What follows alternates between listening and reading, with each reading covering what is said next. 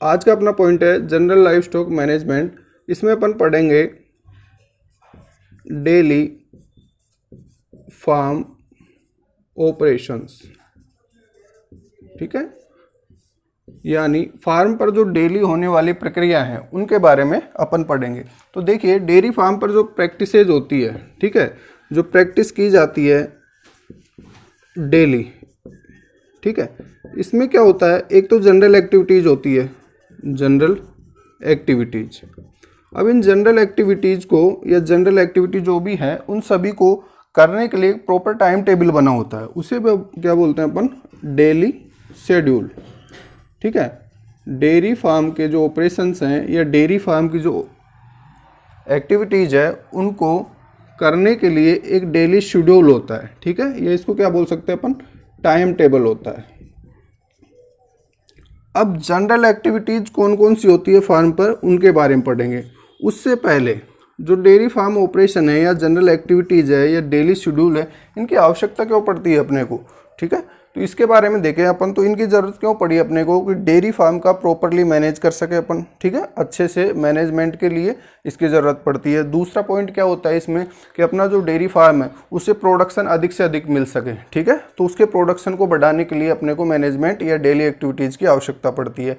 तीसरा पॉइंट अपन लेते हैं इसमें कि जो भी अपने पास रिसोर्सेज हैं, चाहे वो ह्यूमन रिसोर्सेज हों जैसे लेबर हो गया या अदर रिसोर्सेज हैं, ठीक है, पानी हो गया, फोडर हो गया, चारा हो गया, जो भी रिसोर्सेज अवेलेबल है उनका मैक्सिमम यूटिलाइजेशन किया जा सके। ठीक है, इन सब चीज़ों को ध्यान में रखते हुए फार्म का प्रोडक्शन अपने को बढ़ाना है।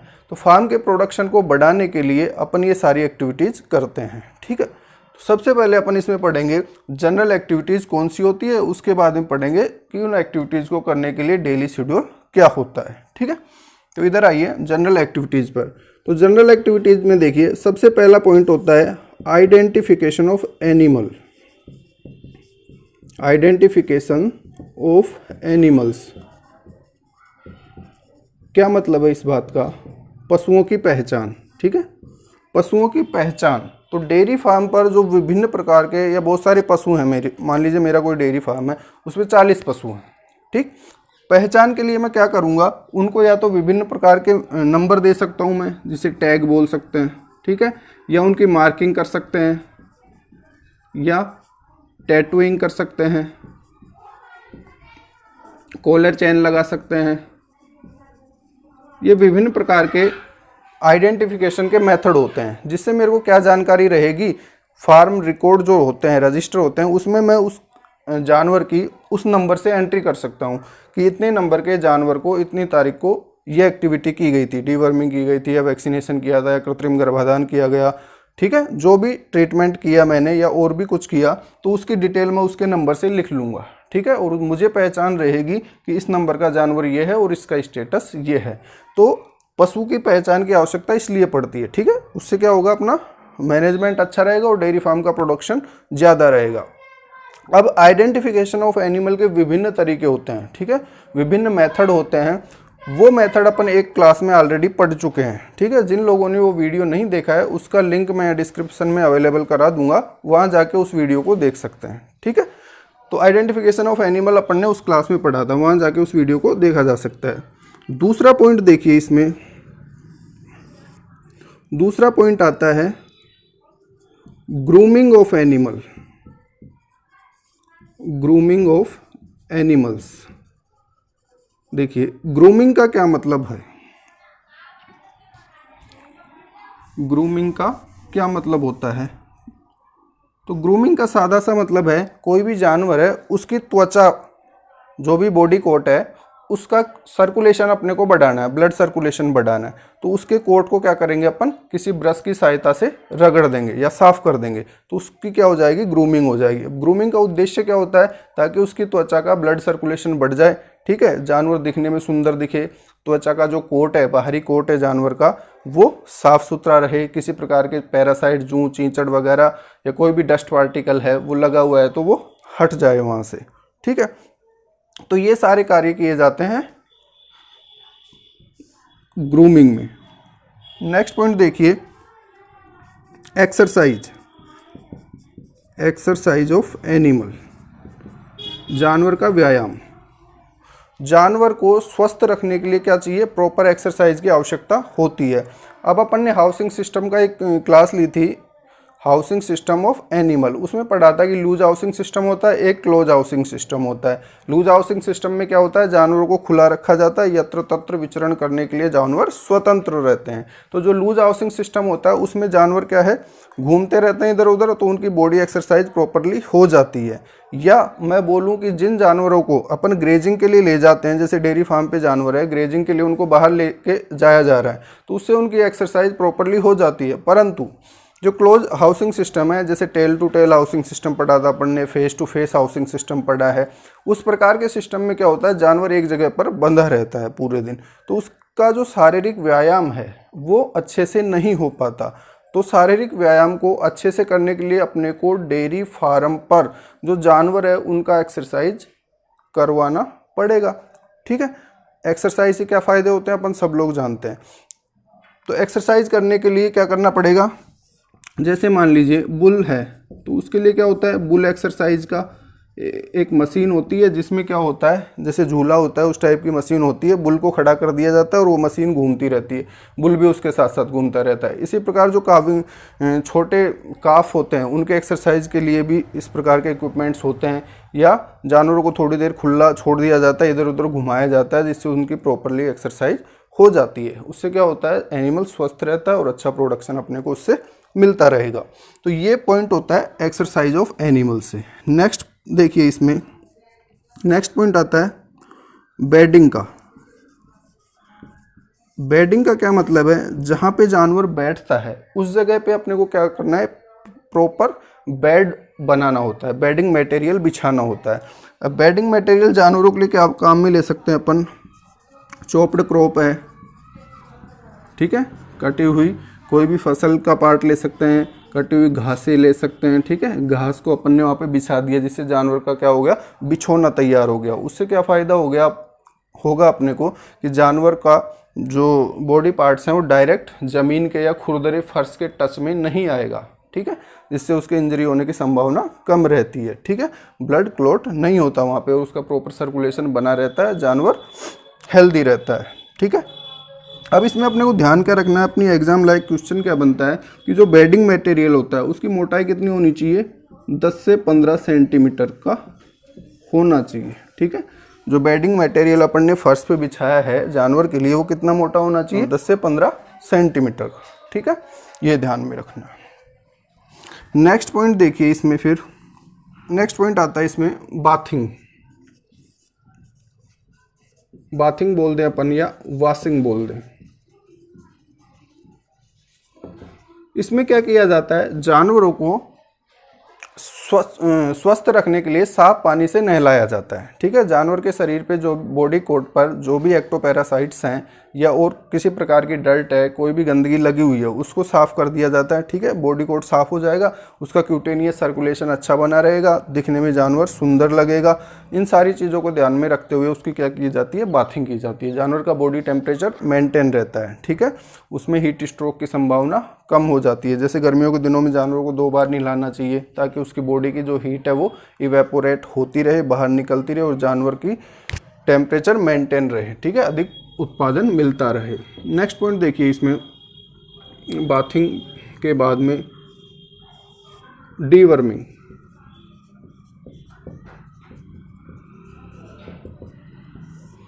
डीवर्मिंग का मतलब क्या होता है? जानवरों को कृमिनाशन के लिए टाइम टू टाइम टैबलेट या लिक्विड जो भी दवा होती है, जिस भी फॉर्म में होती है, वो देनी पड़ती है। ठीक है, स्वस्थ मतलब डेयरी फार्म को अच्छे से मैनेज करने के लिए ये थंब रूल होता है कि प्रत्येक जानवर को 3 महीने में एक बार डीवर्मिंग का बोलस या डीवर्मिंग की दवा दी जानी चाहिए। कृमिनाशन दवा 3 महीने में एक बार लगनी आवश्यक है, या अपन बोल सकते हैं साल में 4 बार। ठीक है, तो डीवर्मिंग कितने टाइम में करनी चाहिए? 3 महीने में एक बार। ठीक है, कृमिनाशन पेट के कीड़े की दवा 3 महीने में एक बार देनी चाहिए। उसके अलावा जो एक्टोपैरासाइट्स होते हैं उनको हटाने के लिए अपन क्या करते हैं? जानवर के शरीर पर वो दवा लगा सकते हैं, पानी में मिलाकर भी लगाई जाती है। ठीक है, विभिन्न प्रकार के रूप में आती है। जो दवा मार्केट्स में अवेलेबल है उनका यूज किया जाता है एक्टोपैरासाइट, जूं चींचड़ वगैरह उनसे मुक्त करने के लिए जानवर को। ठीक है, जबकि एक डिपिंग मेथड होता है एक्टोपैरासाइट से मुक्त करने का। उसमें क्या करते हैं, भेड़ जो होती है, जनरली भेड़ के लिए काम में लिया जाता है। भेड़ को एक केमिकल का घोल बनाया जाता है जिसके अंदर भेड़ को डुबो के निकाल लिया जाता है। तो डिपिंग जो मेथड है वो भेड़ के काम में लिया जाता है और एक्टोपैरासाइट से मुक्त करने के काम में आता है। ठीक है, उसका उद्देश्य क्या होता है, एक्टोपैरासाइट से मुक्त करना। डीवर्मिंग के बाद में, डीवर्मिंग में एक पॉइंट ये भी ध्यान में रखना होता है अपने को कि जो भी जानवर अपने फार्म पर अवेलेबल हैं सभी की डीवर्मिंग एक साथ की जानी चाहिए।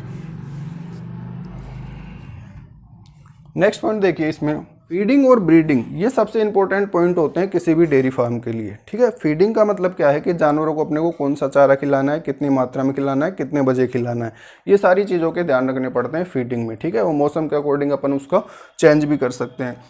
ठीक है, जो प्रेग्नेंट एनिमल है उनको एक्स्ट्रा राशन दिया जाता है। ठीक है, जो जानवर अभी गाभिन होने वाला है, ठीक है, उनके लिए एक्स्ट्रा राशन दिया जाता है, कितना दिया जाना चाहिए, ये सारी चीज़ें अपन एनिमल न्यूट्रिशन से रिलेटेड जो पॉइंट्स हैं वहाँ पे पढ़ेंगे। ठीक, नेक्स्ट पॉइंट देखिए ब्रीडिंग। ब्रीडिंग का क्या मतलब होता है कि जो अपने फार्म पर एनिमल्स हैं, जैसे गायों का मेरे पास एक फार्म है, तो उसमें क्या है, जो गाय अभी काविंग हुई है, जिसके बच्चा हुआ है गाय के, उसको मेरे को वापस गाभिन करना है। ठीक है, उसके लिए क्या करना पड़ेगा, ब्रीडिंग करवानी पड़ेगी। अब इसके लिए अपन क्या काम में ले सकते हैं, या तो अपने पास एक बुल होना चाहिए, ठीक है, अच्छी पेडिग्री का बुल ले सकते हैं, या उससे बढ़िया क्या रहता है, कृत्रिम गर्भाधान, आर्टिफिशियल इंसेमिनेशन की सहायता से गायों को अपने को गाभिन करवाना चाहिए। अब उसके लिए अपने को क्या ध्यान में रखना है, इसका प्रॉपर रिकॉर्ड होना चाहिए अपने पास कि इतने नंबर की गाय। ठीक है, नंबर कहाँ से लगाए मैंने, आइडेंटिफिकेशन के थ्रू लगा दिए कि इतने नंबर की गाय इतनी तारीख को काविंग हुई है और इतने दिन बाद, काविंग होने के 45 दिन बाद गाय हीट में आ जाती है। ठीक है, ब्याने के 1.5 महीने के बाद गाय हीट में आती है, तो उस टाइम पर मेरे को उसकी ब्रीडिंग करवानी है, कृत्रिम गर्भाधान करवाना है। अब कृत्रिम गर्भाधान करवाते समय अपने को क्या ध्यान में रखना है कि कौन सी नस्ल का सीमन लगवाना है। ठीक है, अच्छी पेडिग्री या अच्छी वंशावली वाले सांड का सीमन लगवाना चाहिए, कौन सी नस्ल का सीमन लगवाना है, इन सब चीज़ों का अपने को जानकारी होनी चाहिए, ताकि आने वाली जो वंशावली है या आने वाली जो जनरेशन है गायों की, वो अधिक दुग्ध उत्पादन की क्षमता, कम बीमार हो वो। ठीक है, तो ये सारी चीज़ें ध्यान रखनी पड़ती है अपने को ब्रीडिंग में। नेक्स्ट पॉइंट देखिए, इसमें डीबडिंग। नेक्स्ट जो फार्म प्रैक्टिस है वो क्या है, डीबडिंग। डीबडिंग का मतलब क्या होता है, डीबडिंग का मतलब है कि जो नए काफ्स हैं, नवजात जो बछड़े अभी पैदा हुए हैं, उनके क्या किया जाता है, सींग रोधन कर दिया जाता है। डीबडिंग का मतलब क्या है, सींग रोधन, यानी सींग जो बड़े हुए ही नहीं अभी, उनको क्या कर दिया जाता है, दबा दिया जाता है। की आवश्यकता क्यों पड़ी डेयरी फार्म पर, तो सबसे पहला पॉइंट क्या होता है इसमें कि सींग को दबा देने से जानवर को रखने के लिए कम स्पेस की आवश्यकता होगी। किसी गाय के सींग नहीं है तो उसको रखने के लिए कम जगह चाहिए, पहली बात। दूसरा पॉइंट क्या होता है कि अगर जानवर के सींग नहीं है तो दूसरे जानवर से लड़ाई के दौरान उसको इंजर्ड करने की संभावना कम रहती है, या जो ओनर है या अटेंडेंट है उसको इंजर्ड करने की संभावना कम रहती है। ठीक है, या तीसरा पॉइंट अपन बोल सकते हैं कि उसमें हॉर्न कैंसर होने की संभावना नहीं होती। तो ये सारे पॉइंट होते हैं, इसके लिए अपन क्या करते हैं, सींग रोधन किया जाता है। अब सींग रोधन करने के लिए इसमें देखिए सबसे इंपॉर्टेंट पॉइंट आता है कि डीबडिंग की जो एज होती है वो कितनी होती है। तो इसमें अपने को क्या ध्यान रखना है, अप टू 10 डेज। ठीक है, 10 दिन की उम्र में सींग रोधन कर देना चाहिए बछड़ी का, ये याद रखना है। ये इंपॉर्टेंट क्वेश्चन है, ये आता है अपने को। अब डीबडिंग जो होता है उसके मेथड कौन कौन से होते हैं, तो देखिए डीबडिंग को अपन डिवाइड कर सकते हैं 3 प्रकार से। 3 प्रकार के मेथड होते हैं इसके, मेथड ऑफ डीबडिंग। सबसे जो पहला मेथड है वो मेथड है इसका इलेक्ट्रिक मेथड या इलेक्ट्रिक डीहॉर्नर की सहायता से। ठीक है, नाम से पता लग रहा है डीबडिंग कैसे करेंगे अपन, इलेक्ट्रिक डीहॉर्नर। इलेक्ट्रिक डीहॉर्नर एक मशीन है जिससे क्या किया जाता है, बछड़ी के सींग को दबा दिया जाता है। कैसे दबाएंगे इसको क्या किया जाता है, लाइट की सहायता से इसमें जो रोड लगी होती है वो गर्म होती है। ठीक है, इलेक्ट्रिक करंट से उस रोड को गर्म किया जाता है। अब उसका जो टेम्परेचर होना चाहिए वो कितना होता है, 1000 डिग्री फ़ारेनहाइट। ठीक है, ये याद रखना अपने को, एग्जाम में क्वेश्चन आता है यहाँ से। इलेक्ट्रिक डीहॉर्नर का टेम्परेचर कितना होता है, 1000 डिग्री फ़ारेनहाइट तक गर्म किया जाता है। और फिर जो बड है, सींग की जो बड, अभी जो सींग निकलना शुरू हुआ है उसको क्या बोल रहे हैं अपन, बड, कली का, सींग की कली का, उस पे उस इलेक्ट्रिक डीहॉर्नर को लगाकर थोड़ी देर के लिए रखते हैं। कितनी देर के लिए रखा जाता है उसको, 10 सेकंड के लिए। ठीक है, और फिर हटा लिया जाता है। तो उससे क्या होगा, जो टिश्यू हैं, जो सींग की कोशिकाएं हैं, वो नष्ट हो जाती है और वहाँ पे सींग की वृद्धि नहीं होगी। तो डीबडिंग का ये मेथड होता है इलेक्ट्रिक डीहॉर्नर की सहायता से। ये ब्लडलेस मेथड होता है। ठीक है, कोई ब्लड नहीं आएगा इसमें। दूसरा पॉइंट देखिए, दूसरा जो मेथड होता है वो होता है केमिकल मेथड, यानी रसायन की सहायता से सींग रोधन करना। ठीक है, केमिकल मेथड में क्या काम में लेते हैं अपन, कास्टिक पोटास, कास्टिक पोटास, या मैं बोल सकता हूँ कास्टिक सोडा। कास्टिक सोडा काम में लिया जाता है केमिकल मेथड से सींग रोधन करते समय। इसमें क्या किया जाता है, कास्टिक सोडे की टिकिया होती है जो कि मार्केट में अवेलेबल है। इसमें क्या किया जाएगा, जिस बछड़ी का सींग रोधन करना है अपने को, उसकी सींग कलिका के चारों तरफ के जो बाल हैं, हेयर है, उनको क्लिप कर लिया जाता है, हटा दिया जाता है। उसके बाद क्या किया जाएगा, उसके चारों तरफ वैसलीन की एक रिंग बना देते हैं, या आंखों के ऊपर वैसलीन लगा दी जाती है। क्यों लगाई जाती है वो, कि कास्टिक पोटास की टिकिया को जब अपन उसकी सींग कलिका पर घिसेंगे या रगड़ेंगे तो उसमें क्या होता है, वो लिक्विड की फॉर्म में आके बहता है। ठीक है, जब सींग दबा रहे हैं तो केमिकल चारों तरफ फैल जाता है, तो उससे स्किन ना जले, इसके लिए क्या करते हैं, चारों तरफ वैसलीन लगा देते हैं अपन। सींग कलिका को उस टिकिया की सहायता से रगड़ते रहते हैं जब तक कि ब्लड आना शुरू नहीं होता है। और उससे क्या हो जाएगा, वहाँ का जो सींग के टिश्यूज हैं वो जल जाएंगे और वहाँ पे नया सींग नहीं बनेगा। ठीक है, तो सींग रोधन का ये मेथड होता है केमिकल मेथड। इसमें कौन सा केमिकल काम में लेते हैं ये अपने को ध्यान रखना है। ठीक है, कास्टिक पोटास हो सकता है या कास्टिक सोडा हो सकता है, एक ही बात है। नेक्स्ट देखिए, Illustrator, by the help of Illustrator, Illustrator की सहायता से। देखिए, इलास्ट्रेटर का मतलब क्या होता है, इलास्ट्रेटर एक रबर बैंड है, स्पेशल टाइप का रबर बैंड होता है, जिसको क्या किया जाता है, सींग के बेस पर लगा दिया जाता है। जैसे मान लीजिए जानवर का सींग है तो इसके बेस पर इस रबर बैंड को लगा दिया जाता है। ये बहुत टाइट होता है, ये क्या करता है, इसके ब्लड सर्कुलेशन को ब्लॉक कर देता है। ठीक है, यहाँ पे मैंने इसको टाइटली बांध दिया तो ऊपर इस वाले पार्ट में क्या होगा, बॉडी से ब्लड सप्लाई नहीं आएगी और धीरे धीरे ये पार्ट क्या हो जाएगा, एट्रोफाइड हो जाएगा, ड्राई हो जाएगा और गिर जाएगा। ठीक है, ये बहुत ही पेनफुल मेथड होता है, जनरली फील्ड में इसको काम में नहीं लिया जाता। ठीक है, सबसे ज़्यादा यूज अच्छा मेथड कौन सा है, इलेक्ट्रिक डीहॉर्नर है, जिसमें कोई ब्लड लॉस नहीं होता है, किसी प्रकार का कोई घाव नहीं बनता है। डीहॉर्निंग करते समय अपने को क्या ध्यान रखना चाहिए कि ये रेनी सीजन में या बारिश वाले टाइम पे नहीं करनी चाहिए, ताकि किसी प्रकार का घाव बनने की संभावना ना रहे। नेक्स्ट पॉइंट देखिए, इसमें डीबडिंग के अलावा एक चीज़ होती है डीहॉर्निंग। डीहॉर्निंग, डीहॉर्निंग का मतलब क्या है, हॉर्न को हटाना। ठीक है, हॉर्न को हटाने की प्रक्रिया क्या कहलाती है, डीहॉर्निंग। तो डीहॉर्निंग करने के पीछे क्या कारण हो सकता है, जैसे अपन ने मान लीजिए किसी जंतु की बचपन में डीबडिंग नहीं की। ठीक है, किसी बछड़ी का डीबडिंग नहीं किया गया बचपन में, तो उसके सींग बड़े हो गए। अब उसमें एक तो क्या हो सकता है, कोई इंजरी हो गई, सींग टूट गया, ठीक है, या मुड़ गया अटक के कहीं पे, या हॉर्न कैंसर हो गया। अगर कोई डिजीज कंडीशन है तो उस केस में क्या करते हैं, उस सींग को काट के हटाया जाता है। उस सींग को काट के हटाने की प्रक्रिया क्या कहलाती है, डीहॉर्निंग। इसके लिए क्या काम में लेते हैं अपन, डीहॉर्निंग सो हो सकती है या कटर हो सकता है। ठीक है, वो सर्जरी का पॉइंट हो गया। तो ये अपने को ध्यान में रखना है कि डीहॉर्निंग का मतलब क्या है, डीबडिंग का मतलब क्या है, दोनों में क्या अंतर है। ठीक है, नेक्स्ट पॉइंट देखिए। अब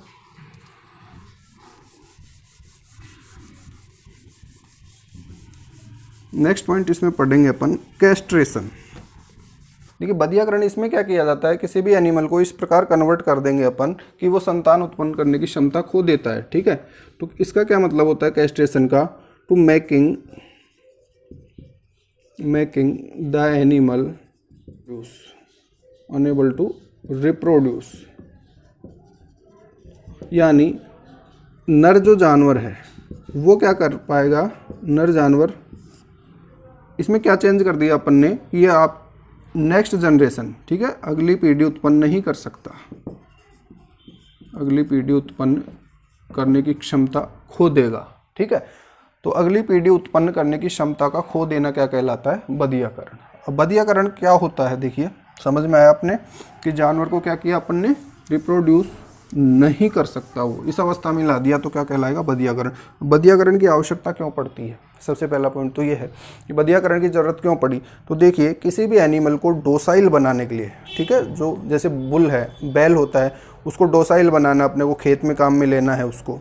जैसे पुराने ज़माने में खेत में बैलों से ही काम होता था, आज तो मशीनीकरण का युग हो गया, तो बैलों की संख्या कम होती जा रही है। बैल को खेत में काम करने के लिए क्या करते थे अपन? बदियाकरण कर देते थे, जिससे वो क्या हो जाता है? डोसाइल हो जाता है, ठीक है, और पूरे दिन खेत में काम करता रहता था, ठीक है, पहला पॉइंट। दूसरा पॉइंट, बदियाकरण करने से क्या फ़ायदा होता है? एनिमल का जो शरीर है वो वेट गेन करता है, ठीक है, तो मीट पर्पज़ के लिए वो अच्छा होता है। मीट प्रोडक्शन के लिए एनिमल, जो कैस्ट्रेटेड एनिमल है, वो ज़्यादा यूजफुल होते हैं, ठीक। नंबर तीसरा पॉइंट आता है इसमें कि कैस्ट्रेशन अपन किसी एनिमल का कर दिया अपन ने, तो ब्रीडिंग नहीं कर पाएगा, ब्रीडिंग नहीं कर पाएगा तो उससे डिजीज ट्रांसमिशन की संभावना भी कम हो जाती है, ठीक। और इनप्रोप्रिएट ब्रीडिंग, यानी अपन चाहते नहीं उस प्रकार की ब्रीडिंग नहीं होगी। तो ये सारी चीज़ें ध्यान में रखते हुए क्या करते हैं अपन? डेयरी फार्म पर कैस्ट्रेशन करते हैं, ठीक है। अब कैस्ट्रेशन कई तरीके से हो सकता है, कई मेथड होते हैं कैस्ट्रेशन के, जैसे बर्डीजो कैस्ट्रेटर, बर्डीजो मेथड होता है, एक होता है सर्जिकल मेथड, और एक होता है इलास्टेटर मेथड। देखिए बदियाकरण के मेथड, जिस प्रकार से अपन ने डीहॉर्निंग या डीबडिंग के मेथड पढ़े, उसी प्रकार से यहाँ पढ़ेंगे अपन। तो कैस्ट्रेशन का पहला मेथड होता है बर्डीजो कैस्ट्रेटर की सहायता से, ठीक है। अब बर्डीजो कैस्ट्रेटर क्या है? एक प्रकार का उपकरण है जिससे क्या किया जाता है, जानवर के टेस्टिकल्स को पकड़कर, जो उसके ऊपर स्पर्मेटिक कोड होती है, चित्र की सहायता से समझे अपन। ये मान लीजिए जानवर का स्क्रोटम है, स्क्रोटम का मतलब वृषण कोश, जिसके अंदर क्या रहते हैं? टेस्टिस है। ये क्या है? टेस्टिस। इसको blood supply, nerve supply, lymph supply आदि देने के लिए क्या होती है? एक कोर्ड होती है। इस कोर्ड को क्या बोलते हैं अपन? स्पर्मेटिक कोर्ड, ठीक। स्पर्मेटिक कोर्ड, स्पर्मेटिक कोर्ड क्या कर रही है? टेस्टिकल्स को ब्लड सप्लाई पहुंचा रही है, सामान्य भाषा में। अब बर्डीजो कैस्ट्रेटर क्या होता है? जैसे एक प्रकार का उपकरण है जिससे क्या किया जाएगा? स्पर्मेटिक कोर्ड को दबा दिया जाता है। इस स्पर्मेटिक कोर्ड को दबाकर इसको क्या कर देंगे अपन? रप्चर कर देते हैं। तो इन टेस्टिकल्स को ब्लड सप्लाई नहीं मिल पाती और ये एट्रोफाइड हो जाते हैं, ठीक है। टाइम के साथ साथ धीरे धीरे ड्राइड ऑफ हो जाएंगे, खत्म हो जाएंगे। तो ये होता है बर्डीजो कैस्ट्रेटर मेथड, ठीक। ये कब काम में ले सकते हैं अपन? कितनी एज में? अप टू 1 ईयर, 1 साल की उम्र तक नर जानवर को कैस्ट्रेटेड कर सकते हैं बर्डीजो कैस्ट्रेटर की सहायता से। दूसरा जो मेथड होता है वो क्या है? ओपन मेथड, ओपन मेथड या सर्जिकल मेथड, ठीक है। ये कब काम में ले सकते हैं अपन? Within 3 month of age, यानी नर बछड़े की उम्र अगर 3 महीने तक है तो उसका सर्जिकल मेथड से अपन बदियाकरण कर सकते हैं। इसमें क्या किया जाता है? सर्जरी की सहायता से टेस्टिस, जो स्क्रोटम होता है, उसको ओपन करके टेस्टिकल्स को बाहर निकाल लिया जाता है, ठीक है। तो वो जो बछड़ा होगा वो क्या हो जाएगा? कैस्ट्रेटेड हो जाएगा। नेक्स्ट देखिए Illustrator, Illustrator by the use of Illustrator. Illustrator का भी अपन ने पढ़ा था डीहॉर्निंग में भी। ये क्या होता है? एक प्रकार का रबर बैंड है, ठीक है, रबर बैंड होता है, वो टाइट रबर बैंड होता है। इसको क्या किया जाता है? स्क्रोटम के ऊपर टाइटली लगा दिया जाता है। इसको लगाने से क्या होगा? स्पर्मेटिक कोर्ड ब्लॉक हो जाएगी, टेस्टिकल्स को ब्लड सप्लाई नहीं मिल पाएगी, ब्लड टेस्टिकल्स ड्राइड ऑफ हो जाएंगे, एट्रोफाइड हो जाएंगे, ठीक है, और ख़त्म हो जाएंगे, और वो जानवर क्या हो जाएगा? कैस्ट्रेटेड हो जाएगा, ठीक है। ये भी कब काम में ले सकते हैं अपन? Within 3 month of age. तो ये अपन ने प्रैक्टिस पढ़ी फार्म की कैस्ट्रेशन, ठीक है। नेक्स्ट प्रैक्टिस देखिए,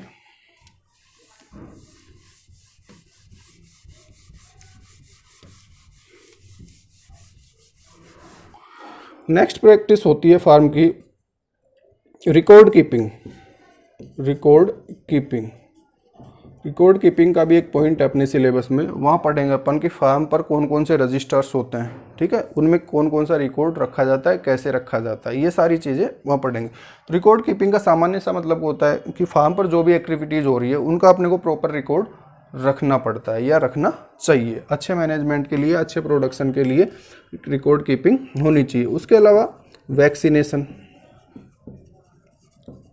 वैक्सीनेशन का मतलब क्या है कि जानवरों को विभिन्न प्रकार की बीमारियों से बचाव के लिए टीकाकरण करवाना, ठीक है। तो ये भी जनरल एक्टिविटी है फार्म की, टीकाकरण, जानवरों को समय समय पर विभिन्न बीमारियों से बचाने के लिए टीके लगवाने चाहिए, ठीक है। कौन कौन सी बीमारियों के टीके लगते हैं जनरली? एफएमडी, एफएमडी का मतलब क्या होता है? फुट एंड माउथ डिजीज, खुरपका, मुंहपका, ठीक है, खुरपका या मुंहपका का टीका लगता है। एक एचएस का लगता है हीमोरेजिक सेप्टिसीमिया, गलघोंटू जिसे बोलते हैं। एक बीक्यू का टीका लगता है, बीक्यू क्या है? ब्लैक क्वार्टर, ठीक है, लंगड़ा बुखार जिसे बोला जाता है। तो सामान्यतः इन बीमारियों के टीके लगते हैं जो कि जानवरों को समय समय पे लगवाते रहना चाहिए। तो ये प्रैक्टिस होती है फार्म पर।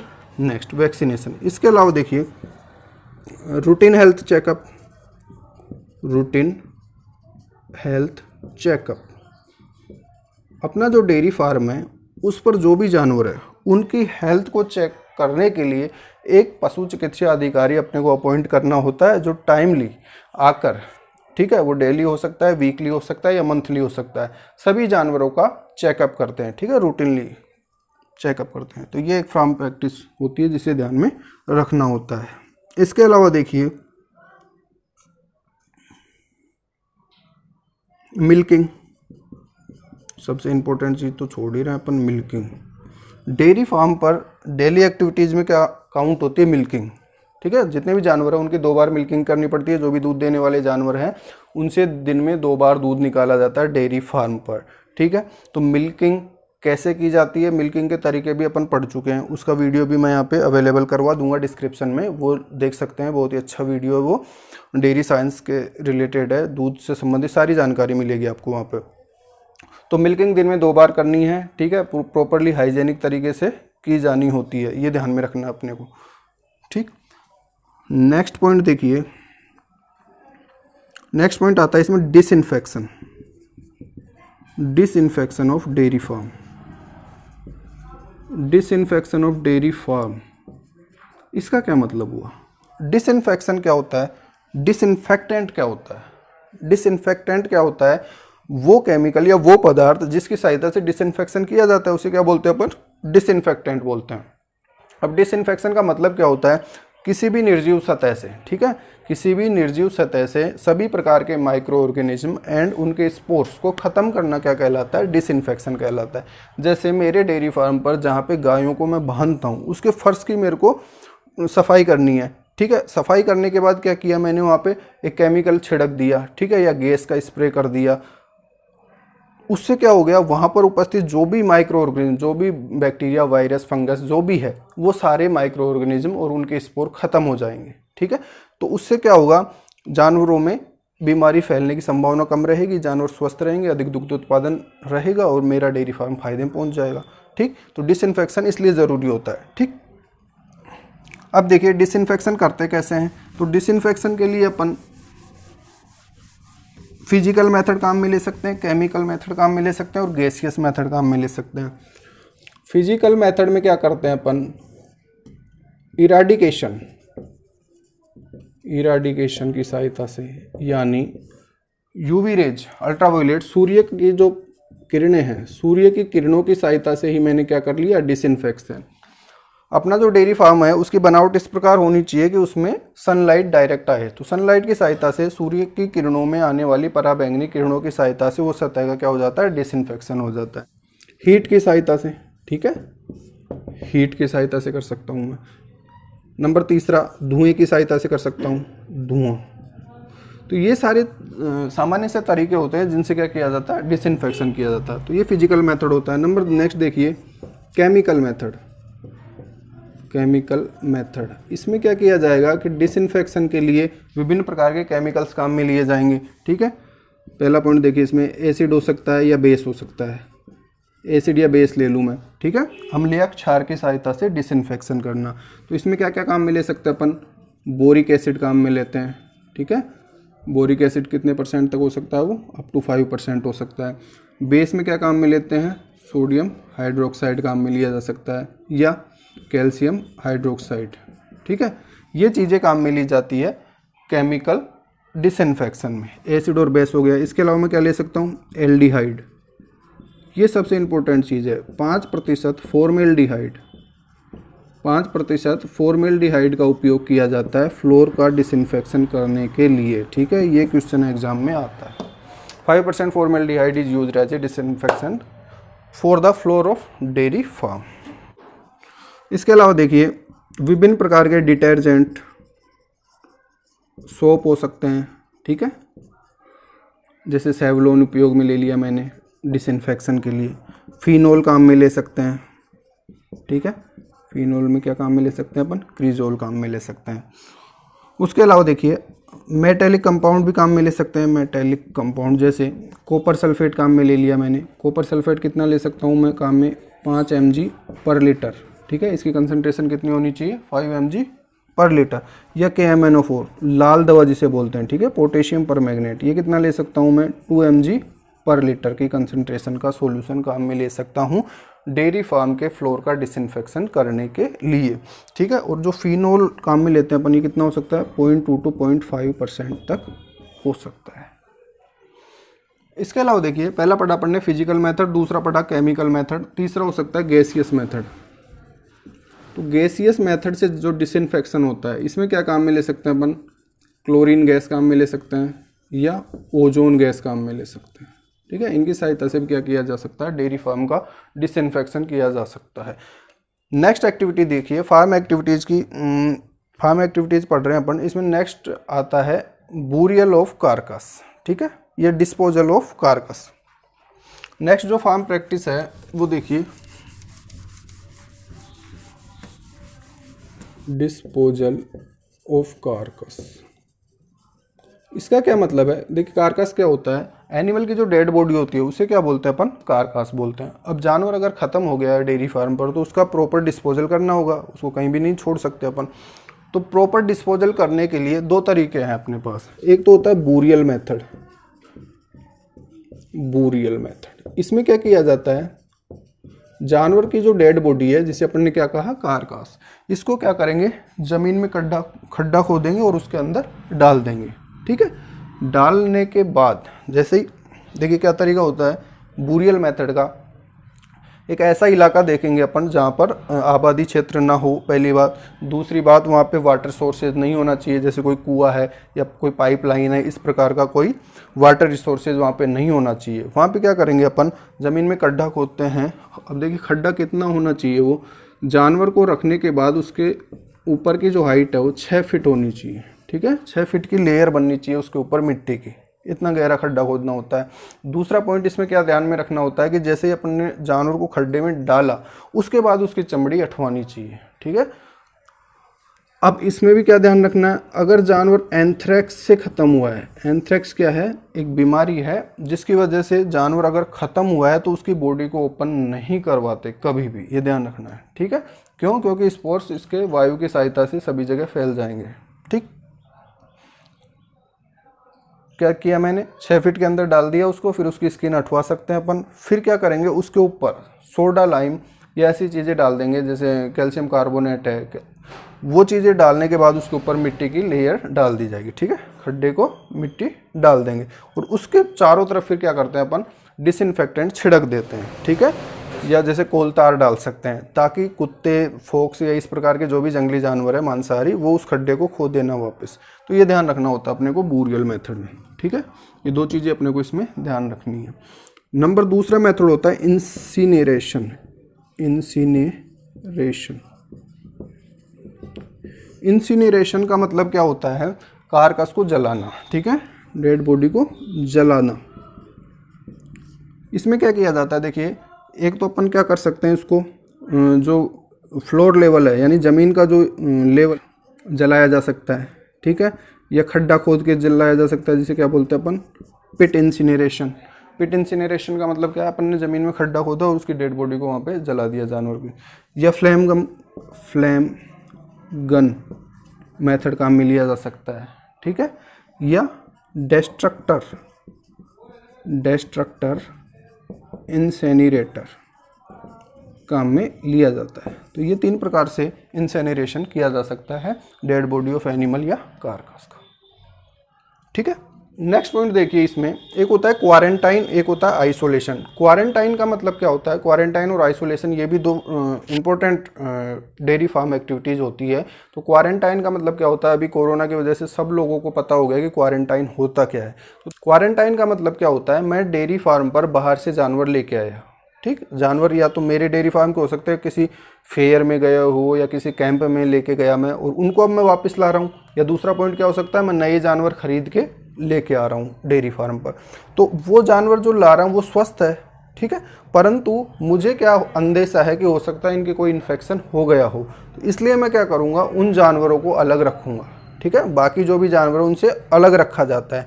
तो ये जो प्रक्रिया है, उनको अलग रखने की प्रक्रिया क्या कहलाती है, क्वारंटाइन कहलाती है। अब क्वारंटाइन जनरली कितने दिनों के लिए किया जाता है, डेयरी फार्म पे क्वारंटाइन किया जाता है 30 से 40 दिनों के लिए, ठीक है। Very important point for the exam point of view, 30 से 40 दिनों के लिए जनरली क्वारंटाइन किया जाता है डेयरी फार्म पे, जबकि 6 महीने का किया जाता है रेबीज के लिए। अगर रेबीज सस्पेक्ट है एनिमल में तो उसको क्वारंटाइन कितने दिनों के लिए करेंगे अपन, 6 महीने के लिए करेंगे। जबकि आइसोलेशन जो होता है, आइसोलेशन का मतलब क्या है कि कोई डेयरी फार्म है अपना, उस पर कोई जानवर बीमार है, उसको बाकी जानवरों से अलग रखना क्या कहलाता है, आइसोलेशन। तो क्वारंटाइन और आइसोलेशन में अपने को फ़र्क पता होना चाहिए। तो ये आज पढ़ा अपन ने डेयरी फार्म पर होने वाली डिफरेंट एक्टिविटीज़।